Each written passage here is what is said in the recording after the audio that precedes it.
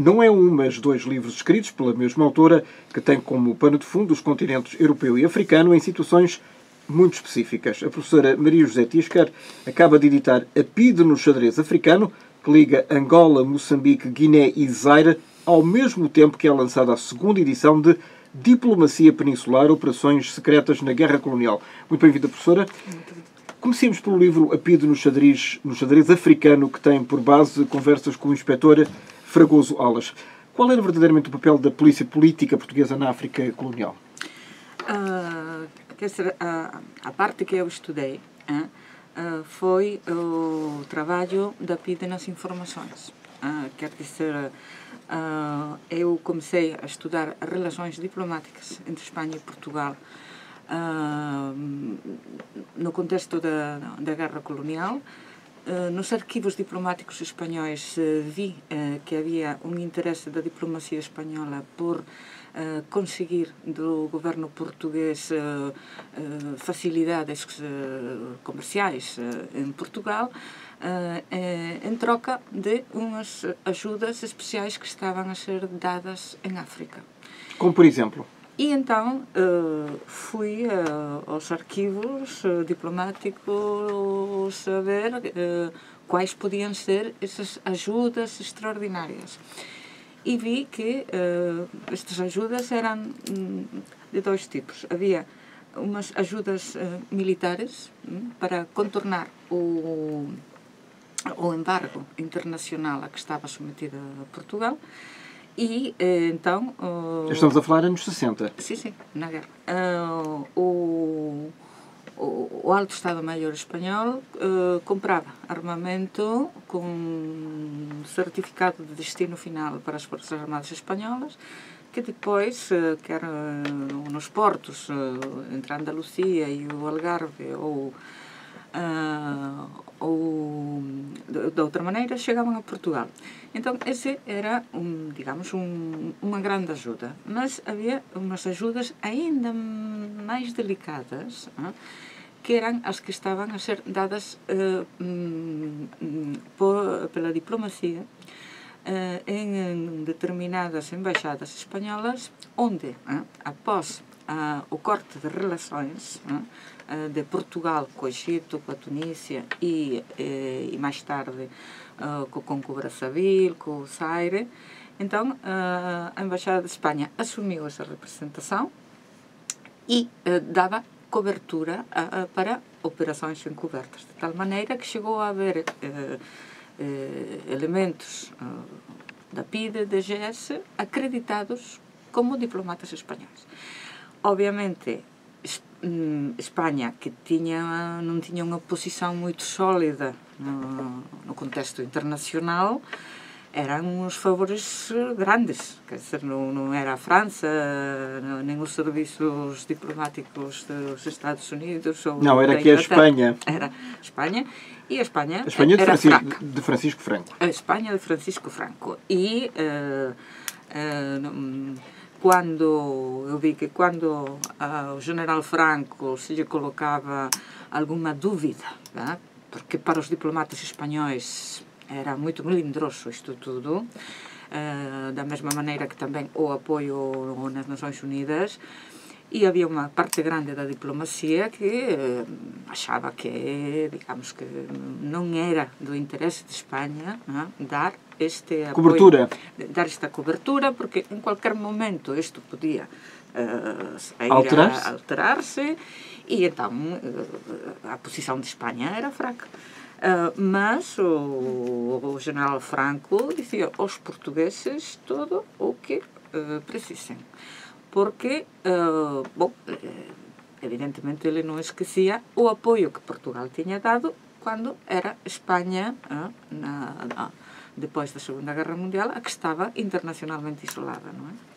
É por isso que podia ser, digamos... Era uma moeda de troca, por favor. Pois, exatamente. Professora, era muito diferente a atuação da PIDE nas ex-colónias do que havia em Portugal continental, por exemplo? Quer dizer, eu não estudei, digamos, a ação da PIDE no interior de Portugal. Então, isso são os trabalhos da professora Pimentel e dos grandes especialistas no tema que eu, digamos, incluí. O meu trabalho, digamos que pode ser complementar, nomeadamente, do que fez a professora Irene Pimentel.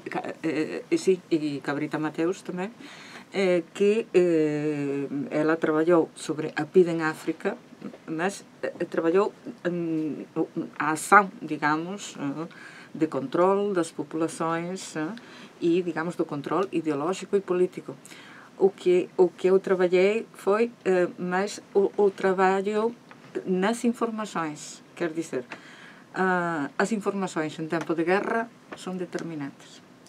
As Forças Armadas têm os seus serviços de informação, mas as Forças Armadas não podem enviar elementos assim facilmente aos países limítrofes onde opera, onde tem a retaguarda operativa, a guerrilha e os movimentos de libertação. Então, para isso, precisam ter umas coberturas e é por isso que a polícia tem essa função essencial. Quem é que a PIDE controlava em África, concretamente? Quem é que a PIDE controlava em África? Quem é que controlava? Nesta parte das informações, o que era determinante eram os postos de fronteira. Quer dizer,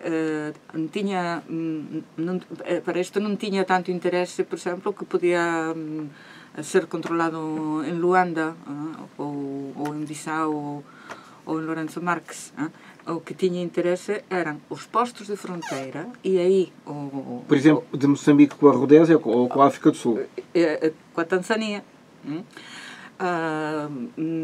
Angola com a Zâmbia, depois da independência, ou com o Zaire, onde estavam baseados e tinham os campos de treino a FNLA, ou com o Congo Brazzaville, que é o mais delicado, onde tinha, digamos, as bases, o MPLA, e para onde vieram depois as forças cubanas que davam apoio ao governo de Brazzaville e também o MPLA. Então, estender redes de informadores nesses países para saber se estes movimentos de libertação, digamos, havia atritos ou lutas internas para explorar essas negativamente, não é? Negativamente, obviamente. Então, quem é que concretamente a PIDE controlava? Eram os opositores brancos, por exemplo, porque havia muitos opositores ao regime que estavam nos próprios países, que estavam nos países, na altura províncias ultramarinas. Sim, um papel muito importante eram os comerciantes, quer os comerciantes nas áreas de fronteira, quer os comerciantes no Zaire ou no antigo Congo francês, porque eles tinham muitas relações e através dos seus empregados podiam saber os movimentos dos movimentos guerrilheiros. E então... Eles eram uma espécie de confidentes? Claro, eram confidentes que eram pagos de maneira diferente. Estes comerciantes podiam ser pagos, digamos, comprando mercadorias ou com favores. E depois também com o pessoal dos serviços secretos desses países. Por exemplo, com os serviços secretos de Mobutu. Não? Quer dizer, é também diferente se o regime dá algum apoio. Por exemplo, Mobutu dava apoio à FNLA, mas tinha boas relações queria ter boas relações com Portugal ao mesmo tempo.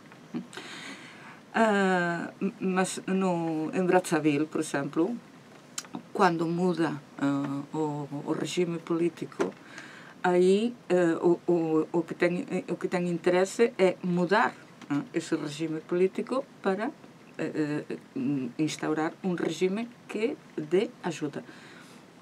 Se isso também é do interesse do governo francês, então aí trabalha-se com os franceses. E é por isso que o interesse confluente entre Portugal e a França leva a que se organizem golpes de Estado para derrubar a Massamba Deba e sejam, digamos, haja uma colaboração com outros países. De países que tinham adquirido recentemente a independência. Claro, mas que as suas antigas metrópoles queriam continuar a controlar. Quer dizer, a França... As potências coloniais são sempre as potências coloniais. As potências coloniais, pode ser as potências neocoloniais. Yes. Então, a França estava, quando começa a Guerra Portuguesa, em 61, praticamente está a terminar o ciclo das guerras coloniais francesas, não é? Em 62, com a independência da Argélia. Mas França tem o que se chama a France-Afrique. Quer dizer, quer ter essa Commonwealth e instaurar, digamos, o sistema neocolonial. Se os regimes que se instauram, como foi o caso do Sékou Touré na Guiné-Conakry ou este seguido no Congo-Brazzaville, são regimes que têm o apoio de Cuba, da União Soviética, da China... Estamos a falar antes das independências. Não, depois das independências. Depois de 75? Não, depois das independências francesas. Das colónias francesas. Das colónias francesas, sim. Então, aí, o Estado francês, os serviços franceses, que têm grandes operativos em África, têm, nestes pontos, o mesmo interesse que Portugal. Quer dizer, o mesmo interesse que tinha o governo português em deitar abaixo Sékou Touré na Guiné-Conakry, que dava apoio ao PAIGC, ou a Massamba Deba no Congo-Brazzaville, que dava apoio ao MPLA, era o mesmo que tinham os governos franceses. Ou na Tanzânia, que dava apoio à Frelimo. Pois. Então aí há uma confluência, e então estes operativos têm uma dimensão internacional muito maior do que seria o trabalho, digamos, clássico, tradicional da PIDE na metrópole, ou mesmo no interior das colónias, que era de controlo político da população. Da população. Professora, como é que aconteceu esta conversa com o inspetor Fragoso Wallace? Eu sei que o conheceu há 2 anos, mas esta conversa serviu de base exatamente para este livro. Sim, foi há 2 anos, há 7 anos, no mínimo. Eu estava a terminar o livro, o trabalho da diplomacia, e através do coronel Aparicio, de amigo, ele disse-me que tinha conhecido em Angola e que, mesmo que ele, depois do 25 de Abril, foi a morar para a África do Sul, que ele vinha com alguma frequência a Lisboa. E podia entrar? E que, sim, sem problema. E que ele podia conseguir um encontro. E então, pois, encontramos-nos no Grêmio Literário, concretamente, e eu mostrei-lhe umas cópias de uns documentos do arquivo que eu tinha e que falavam, por exemplo, nesta Operação Bikini, que era um golpe de Estado no Congo-Brazzaville. E ele tinha conhecimento disso? E ele reconheceu, admirou-se de que estas coisas ficaram escritas, mesmo não se lembrava de ter sido ele próprio a escrever. Ou a destruir. Claro, o que não admira. Só que, pois, estes documentos vieram para o arquivo da Torre do Tombo. E estão desclassificados, naturalmente. Então, eu vi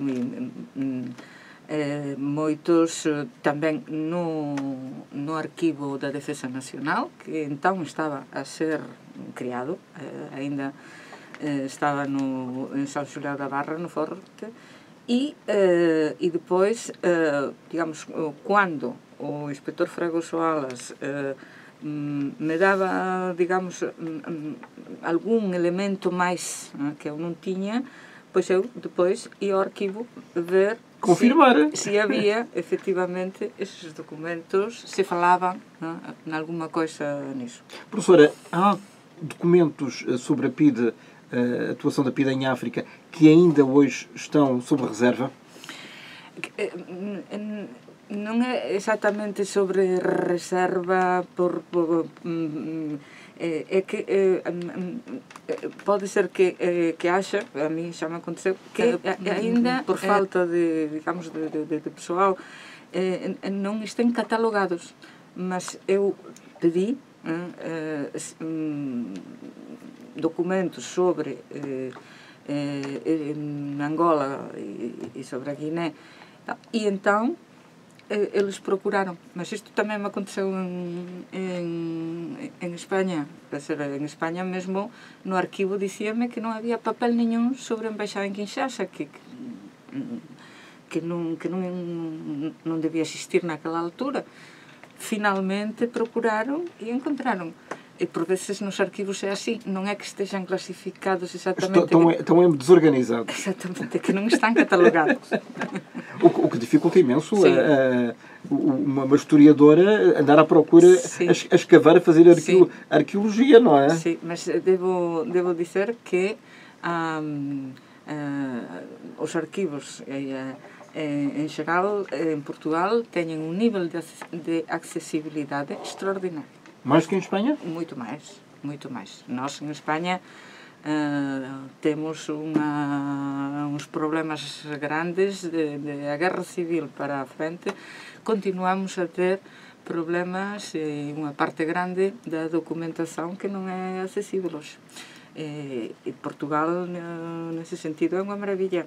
Eu, quando trabalhei sobre as discussões militares no marco do Pacto Ibérico, fez com documentação portuguesa, nomeadamente, e eu via o que diziam os militares espanhóis... A partir dos documentos portugueses. Em Portugal, mas não conseguiria ver do outro lado. O que é uma ironia.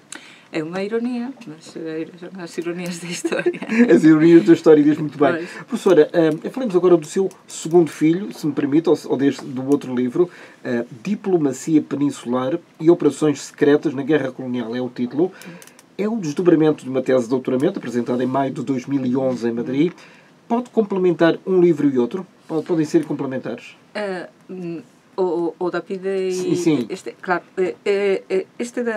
da PIDE, que é, digamos, o desenvolvimento dessas redes que estendeu o inspetor Fragoso Alas, e não só, mas é o fio condutor da história, são as que fez ele, é desdobramento de uma parte dos capítulos dedicados às operações no Zaire e no Congo-Brazzaville, porque é aí de onde eu tirei digamos, o fio da informação para chegar ao inspetor Alas. Então, é um desenvolvimento dessa parte. O livro da diplomacia tem uma parte do que é a diplomacia pública, digamos, conhecida, que é a que se faz, por exemplo, nas Nações Unidas, e depois tem essa parte secreta, que é a cobertura que se dá nestas embaixadas onde Espanha assumiu, depois da criação da OUA, da Organização da Unidade Africana, em 63, a imensa maioria dos países africanos cortam relações com Portugal, e então Espanha, lá onde tem uma alegação diplomática, assume a defesa dos interesses portugueses e dá digamos, permite que diplomatas ou, neste caso, polícias, trabalhem a coberto da acreditação diplomática espanhola. Estamos a falar, e na capa vem o professor Marcelo Caetano, portanto, o último primeiro-ministro do antigo regime, e Francisco Franco. Francisco Franco esteve muitos anos no poder, teve que lidar basicamente com dois chefes de governo, Oliveira Salazar e Marcelo Caetano. A diplomacia aqui foi um bocadinho diferente, consoante fosse Marcelo Caetano ou Salazar, antes de 68? Quer dizer, há uma base de interesse, de entendimento ao longo da vida toda do Estado Novo e do franquismo. Digamos, é uma entente necessária. Mas há algum momento em que se produz o que eu chamo uma desatrelagem do comboio ibérico que vai por interesses mútuos. Um primeiro momento é em 49, quando a fundação da NATO. Então, Espanha é um Estado internacionalmente condenado, isolado, e Portugal é convidado para fundar a NATO. Isso o general Franco não perdoou. Não. Não perdoou a Salazar. E houve uma pressão grande sobre Portugal, que era o próprio irmão do general Franco, que estava de embaixador em Lisboa, Nicolás Franco. E ele tentou fazer uma pressão grande, fez uma pressão grande... Para que Portugal não aceitasse. Para que Portugal não aceitar se Espanha não interesse. E o argumento era que estávamos ligados pelo Pacto Ibérico, o Pacto Ibérico estava em vigor e então Portugal não podia entrar noutra aliança militar sem Espanha. Tenho de dizer que o que sei hoje pelo que vi noutros arquivos, nomeadamente em França, também nos Estados Unidos, é que a imensa maioria dos Estados da NATO queriam a entrada de Espanha, mas politicamente não podiam os seus governos presentar repartos. Era uma aceitação implícita do regime franquista. Pois, e então isso não conseguiu. França queria, Estados Unidos queria, Inglaterra queria, mas não se podia, um regime que ainda estava condenado internacionalmente como um perigo para a paz internacional, dizer, bom, agora é uma aliança militar. O nosso aliado. Mas a Península Ibérica não se pode defender sem Espanha. E os Pirineus eram a defesa, a barreira dessa defesa. Então, esse foi um momento difícil. Mas depois superou-se. O general Franco foi recebido com todos os honores e tal. E disseram, bom, vamos esperar, agora não. E o Dr. Salazar continuou a fazer uma grande defesa da integração da Espanha. Isto é assim. Digamos que aí era a diplomacia portuguesa a que não era tanto sensível às pressões espanholas, mas o Dr. Salazar e os governos gerais, sim. Depois, outro momento, digamos, desse desatrelar do comboio ibérico foi a descolonização. Espanha aceitou nas Nações Unidas descolonizar, verdade que Espanha já praticamente não tinha império, tinha a Guiné Equatorial, o Sáhara, já descolonizou em 56 o protetorado de Marrocos e mesmo teve de enfrentar uma pequena guerra colonial em Ifni com a ajuda francesa. Mas aí houve uma posição comum até um momento, nos anos 60, em que decidem, não, nós temos uma posição muito frágil e não podemos continuar assim. E também não temos um império rico que defender. Em Espanha já não havia sentimento do império, não havia, quer dizer, isso já estava perdido. Já era passado. Isso já era passado. Era um presente, mas já era passado. E não havia colónia espanhola grande na Guiné, nem no Sáhara. Então, ao contrário de Portugal. Ao contrário de Portugal. E então era uma situação muito diferente. Já agora, professora, qual é que era exatamente o papel de Madrid, se é que ele existiu, na guerra colonial portuguesa? Pois o papel de Madrid, digamos, como Madrid converteu-se em refúgio de muitos governantes africanos que tiveram de partir ao exílio. Por exemplo, ali estava Moïse Tshombe, que era um elemento decisivo para a política no Zaire e que tinha todo o apoio do Dr. Salazar, de Portugal, e também era, digamos, um grande amigo da política francesa, belga, espanhola e tal. Então, estava ali para ser reposto. Ali também estava o abate Fulbert Joulou, que tinha saído do Congo francês e que também os franceses e Portugal queriam repor no poder. Quer dizer, Madrid convertiu-se em exílio de governantes africanos, à espera de ser repostos pelas antigas metrópoles.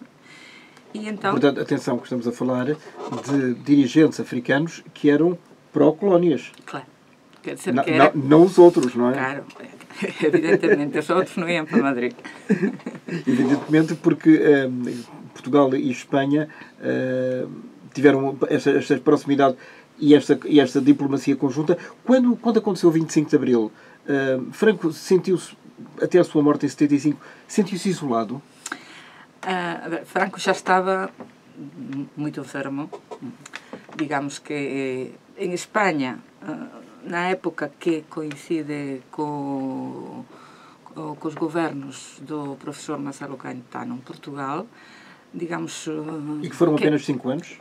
Que dirige a política espanhola e que tem uma proximidade muito grande com Marcelo Caetano, é digamos, o ministro que tem toda a confiança do almirante Carrero Blanco, que é o verdadeiro presidente do governo. Mais tarde assassinado.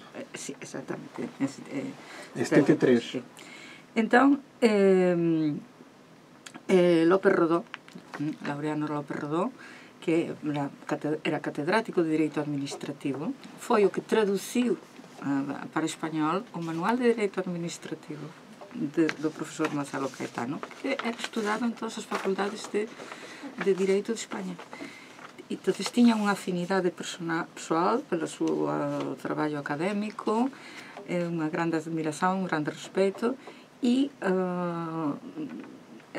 quando ele chega a ministro dos Negócios Estrangeiros, ele é o que quer uma grande aproximação, mas já pensando no futuro, numa aproximação económica, e chega mesmo a haver um projeto de mercado comum ibérico à espera de que os dois países possam integrar-se no mercado comum europeu. O que só aconteceu em 1986. Depois.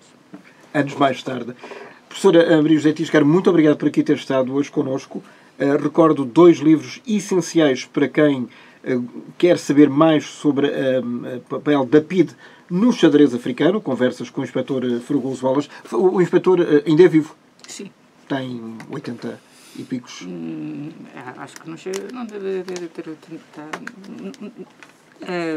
É vivo. É vivo. E ficaram coisas por dizer? E como eu tenho a certeza que sim, a história nunca está completa. E provavelmente... É por isso que os historiadores continuamos a ter trabalho. Exatamente. A esgravatar, graças a Deus, porque, efetivamente, se fosse dito tudo, já não haveria nem segundos, nem terceiros livros. O segundo livro, segunda edição, Diplomacia Peninsular e Operações Secretas na Guerra Colonial, ambos da autoria desta professora espanhola que hoje foi a minha convidada. Muito obrigado e até à próxima. Obrigada.